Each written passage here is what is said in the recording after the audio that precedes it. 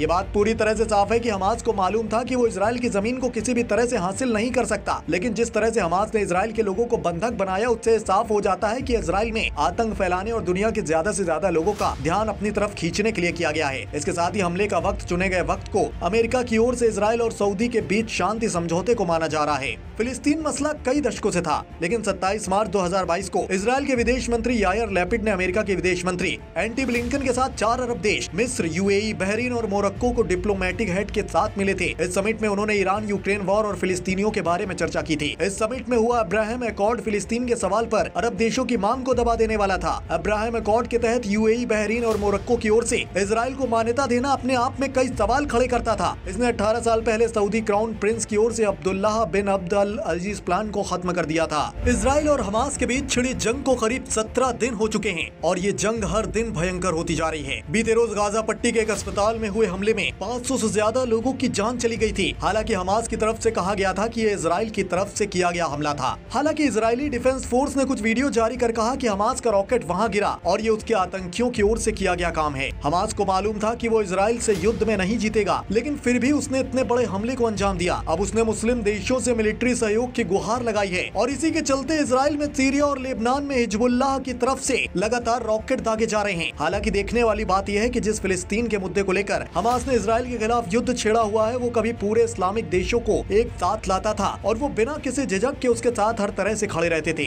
हालांकि आज हालात बदल गए हैं, क्योंकि अब हमास के साथ हिजबुल्लाह जैसे आतंकी संगठन या ईरान और सीरिया जैसे देश को छोड़कर कोई भी बड़ा इस्लामिक मुल्क खुलकर सामने नहीं आ रहा। क्यों कोई बड़ा इस्लामिक मुल्क उसके साथ नहीं खड़ा? ये सब बातें मिडिल ईस्ट में एक नए समीकरण को बयां कर रही हैं, जिसको लेकर कहा जा सकता है कि क्या इस्लामिक देशों का रुख इजराइल को लेकर वाकई बदल गया है। इस बात को जानने के लिए जानना बहुत जरूरी है कि हमास की तरफ से किस लिए ये हमला किया गया और इसको करने के लिए वक्त क्यों चुना गया। सऊदी से लेकर दूसरे अरब देशों को ये मालूम है कि उनकी अर्थव्यवस्था तेल से चल रही है और आने वाले समय में इसकी अहमियत कम हो जाएगी। इससे वो आईटी और मैन्युफैक्चरिंग में खुद को स्थापित करना चाहते हैं। इस बदलते बिजनेस मॉडल में उनको सबसे ज्यादा यूएस और इजराइल की जरूरत होगी। इसके साथ ही ईरान के बढ़ते परमाणु कार्यक्रम को देखते हुए सऊदी ने साफ कर दिया है कि अगर ऐसा होता है तो हम भी परमाणु हथियार बनाने में समय नहीं लगाएंगे। इसमें मदद हमारी यूएस करेगा। ऐसे में साफ है कि बाइडेन की इजराइल यात्रा से अरब देशों को साफ संदेश चला गया है कि अगर उनको यूएस की कोई मदद चाहिए तो वो हमास मामले में से खुद को दूर रखें।